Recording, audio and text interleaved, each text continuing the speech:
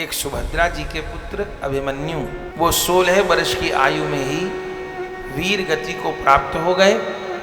बड़ी निर्ममता से एक बालक को घेर के मारा। कोई युद्ध में तीर कमान दो लोग लड़ रहे हैं, ऐसे मार देते तो बात नहीं थी। वो उस बालक की हत्या की, जिनकी पूरी ताकत यही लगी हुई है कि मेरा बेटा कैसे मुख्यमंत्री बन जाए और मेरा बेटा कैसे प्रधानमंत्री बन जाए, वो राष्ट्र का क्या भला करेंगे। जो दुर्योधन भरी सभा में अपने बड़े भाई की पत्नी की साड़ी खींच रहा है, ऐसे को मृत्युदंड देना चाहिए था ना धृतराष्ट्र को। दुर्योधन कहता है कि मैं तो सुई की नोक के बराबर जगह नहीं लूं। दुर्योधन में और कोई गुण नहीं है। दुर्योधन में एक गुण है कि वो राजा का बेटा है और इसी के बल पे वो कूदता है। बोले बहुत चाहा भगवान ने युद्ध न हो, युद्ध तो आखिरी बात है। धृतराष्ट्र से इतना तक भगवान ने कहा कि केवल 5 गांव दे दो। राजा मानऊ वचन हमारो, दीजे 5 गांव पांडव को और राज सब भयो तुम्हारे। चलो युद्ध न हो, असलियत तो ये है कि आधा आधा हिस्सा होना चाहिए, पर चलो आधा आधा हिस्सा न करना चाहो तो केवल 5 भाइयों को 5 गांव तो दे दो, बाकी सब तुम रख लो।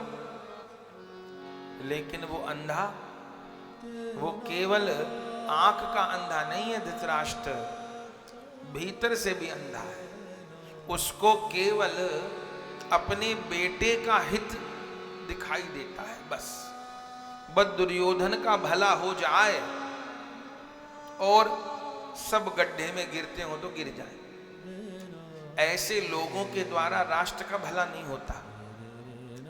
राष्ट्र का हित किससे होता है? जो अपने परिवार, अपने हित से ऊपर उठ करके समाज के हित के लिए सोचता है। आज राजनीति में भी ऐसे कितने नेता हैं जो बनते तो राष्ट्रवादी हैं, लेकिन असलियत में उनको देश से कोई लेना देना नहीं। कोई नेता अपने बेटे को सेटल करना चाहता है, वो प्रधानमंत्री बन जाए। कोई नेता अपने बेटे को मुख्यमंत्री बनाना चाहता है, भले उनमें योग्यता ना हो 1 पैसे की।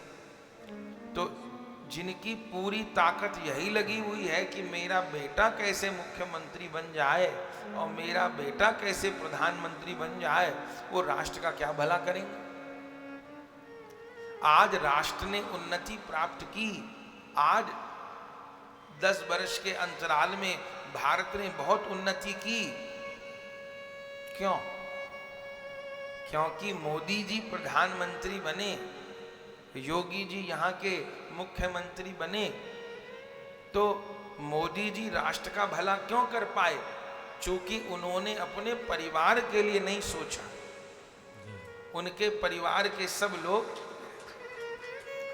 सामान्य रूप से रहते हैं।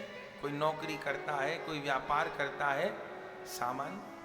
कोई ना तो राजनीति में आया और ना उन्होंने परिवार के लिए कुछ किया। यदि वो केवल अपने परिवार के लिए ही सोचते रहते तो राष्ट्र के लिए कैसे सोच पाते। योगी जी के द्वारा यदि अच्छा काम हो रहा है तो इसलिए हो रहा है कि उनकी सारी जो योग्यता है वो केवल परिवार के उत्थान पर केंद्रित नहीं है, इसलिए वो राष्ट्र के लिए सोच पा रहे हैं। और बाकी जो बड़े बड़े बनते हैं उनकी सारी बुद्धि योग्यता इसलिए लगी है कि हमारे बेटा बेटी कैसे सेटल हो जाए।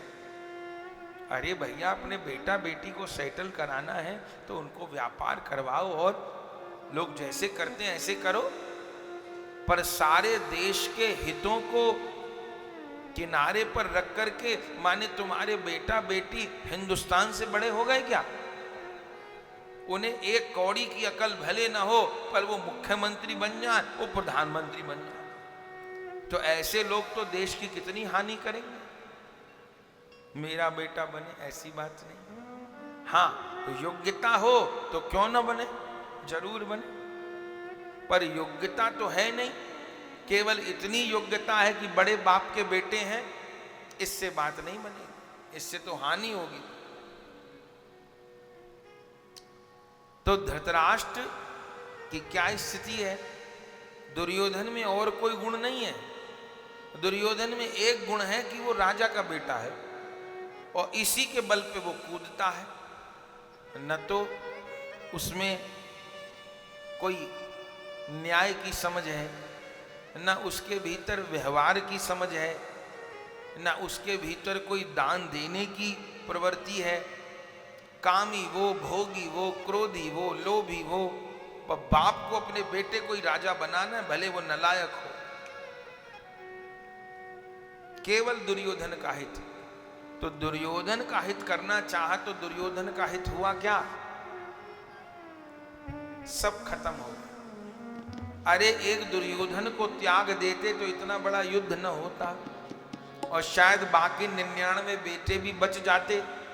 लेकिन एक नालायक बेटे के मोह के कारण धृतराष्ट्र ने सब कुछ बर्बाद कर दिया और आखिर में खुद भी आग में जल के समाप्त हो गए। तो भगवान ने बहुत समझाया, बोले 5 गांव दे दो केवल पांडवों को। लेकिन बाप तो कहने कोई राजा है,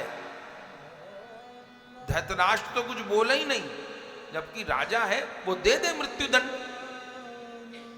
जो दुर्योधन भरी सभा में अपने बड़े भाई की पत्नी की साड़ी खींच रहा है, ऐसे को मृत्युदंड देना चाहिए था ना धृतराष्ट्र को। ऐसे नालायक बेटे का त्याग कर देता, 99 तो बच जाते एक का त्याग करने से। लेकिन वो धृतराष्ट्र वास्तव में वो भीतर से भी अंधा है, बाहर से नेत्रहीन तो सूरदास जी भी हैं। पर सूरदास जी की हम लोग कथा गाते हैं, सूरदास जी के हम लोग पद गाते हैं। असलियत में धृतराष्ट्र भीतर से अंधा है। उसे दुनिया में एकमात्र बस दुर्योधन का हित दिखाई देता है, बाकी सबका गला घोट दूं, एक दुर्योधन का भला हो जाए। भगवान ने झोली फैला के कहा, भाई क्यों युद्ध करते हो, 5 गांव दे दो रहने को। बाप तो बोल नहीं पाया। दुर्योधन कहता है कि मैं तो सुई की नोक के बराबर जगह नहीं दूंगा। शूचक ग्रेम नेव दास्यामी बिना युद्धेन केशवा, महाभारत का वाक्य है। सुई की नोक के बराबर बिना युद्ध के जगह नहीं दूंगा। भगवान ने कहा, बेटा तो ठीक है, तू मरे बिना मानेगा नहीं। तेरी मौत सिर पे बोल रही है और माँ बाप तेरे समझा नहीं रहे, किसी की तू मान नहीं रहा, तो ठीक है, अब तेरा मरना निश्चित है। भगवान को ही बंदी बनाने लग गया। भगवान ने विराट रूप प्रकट कर दिया। आखिर में युद्ध हुआ और युद्ध में सारे कौरव मारे गए। पांडवों की ओर से 5 जन शहीद हुए, 6 कुर्बानियां कुल हुई, जिनमें 6 पांडवों के पुत्र, 5 तो पुत्र द्रौपदी देवी को 5 पांडवों से हुए थे, उनको सोते हुए अश्वत्थामा ने मार डाला।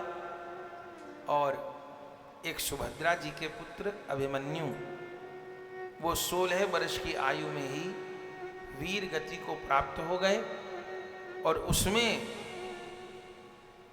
बड़ी निर्ममता से एक बालक को घेर के मारा। कोई युद्ध में तीर कमान 2 लोग लड़ रहे हैं, ऐसे मार देते तो बात नहीं थी। वो उस बालक की हत्या की। 6 महारथियों ने मिलकर के, कहीं कर्ण पीछे से तलवार घुसा रहा है, तो कहीं दुशासन तलवार मार रहा है, तो कहीं से दुर्योधन तलवार मार रहा है, तो कहीं से वो पापी शकुनी तलवार मार रहा है, तो कहीं से अश्वत्थामा मार रहा है। बच्चे की 16 बरस के हैं, अभिमन्यु, उनकी हत्या की। उन्होंने तो युद्ध में सबको खदेड़ दिया था। अभिमन्यु बहुत बलवान थे।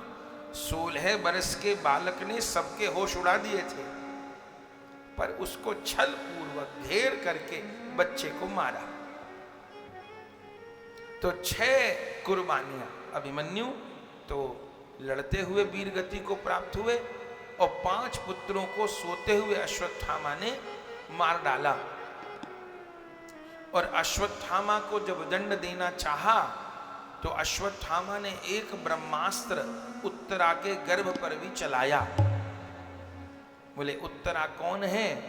अभिमन्यु की पत्नी है उत्तरा, और ये उत्तरा गर्भवती है। ब्याह को केवल 3 महीना बीते थे। उत्तरा जी और अभिमन्यु के ब्याह को 3 महीने ही हुए थे, फिर तो युद्ध ही आ गया। और 3 महीने का ही गर्भ था लगभग उत्तरा जी को, जब अभिमन्यु वीर गति को प्राप्त हो गए।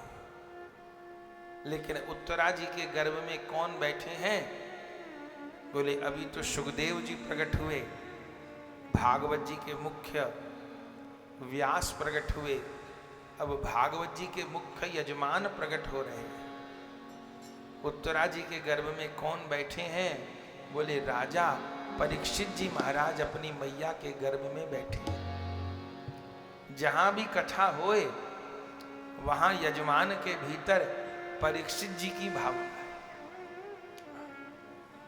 कथा तो शौनक जी ने भी सुनी, कथा तो विदुर जी ने भी सुनी, कथा वज्रनाभ जी ने भी सुनी, लेकिन कथा यजमान को हम लोग परीक्षित मानते हैं।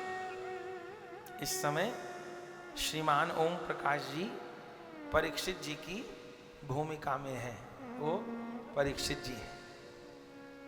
तो यजमान में परीक्षित जी को देखा जाता है, और जो कथा सुनाने आते हैं उनको सुखदेव जी माना जाता है कि इनके रूप में सुखदेव जी ही पधारे हैं अपने पर कृपा करने के लिए। तो ऐसा क्यों? कथा तो सूत जी शौनक जी के बीच भी हुई, मैत्रेय जी विदुर जी के भी हुई, सनकादिक नारद जी के बीच भी हुई, उद्धव जी वज्रनाभ जी के बीच भी हुई। बोले कथा तो हुई, पर जैसी सुखदेव जी ने सुनाई ऐसी किसी ने नहीं सुनी, और जैसी परीक्षित जी ने सुनी ऐसी किसी ने नहीं सुनी। इसलिए यजमान में हम लोग राज ऋषि परीक्षित जी को देखते हैं, और व्यास में हम लोग श्री सुखदेव जी को देखते हैं। तो परीक्षित जी मैया के गर्भ में बैठे हैं, ब्रह्मास्त्र चला दिया अश्वत्थामा ने। रोती हुई उत्तरा भगवान के निकट गई हैं। उस समय भगवान ने अंगूठे का आकार धारण करके उत्तरा के गर्भ में प्रवेश किया, और 9 महीने वास करके उत्तरा के गर्भस्थ शिशु की रक्षा की। उत्तरा के गर्भ की रक्षा की।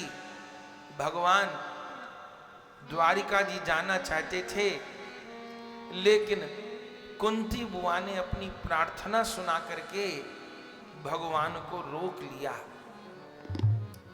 बोले उत्तरा के गर्भ की रक्षा के लिए, कुंती जी की हृदय के भाव की रक्षा के लिए भगवान रुके, या कोई और भी कारण है? बोले सबसे बड़ा कारण ये है, उत्तरा के गर्भ की रक्षा तो भगवान को करनी थी, वो और तरीके से भी कर सकते थे। और कुंती बुआ का मन रखना था, तो कुंती बुआ का मन भी भगवान और प्रकार से भी रख सकते थे। कहते बुआ जी मेरे साथ चलो, बुआ भतीजे के घर भी तो चली जाती है। तो अगर कुंती बुआ को ज्यादा वियोग हो रहा था तो भगवान कहते कुछ दिन द्वारिका रह आओ, चलो मेरे साथ रहो चल के। बोले असली कारण भगवान रुक गए। क्यों रुक गए? बोले भगवान रुक गए भीष्म पितामह के कारण। जा रहे थे द्वारिका जी, लेकिन रुक गए। क्यों रुक गए? भीष्म पितामह के कारण।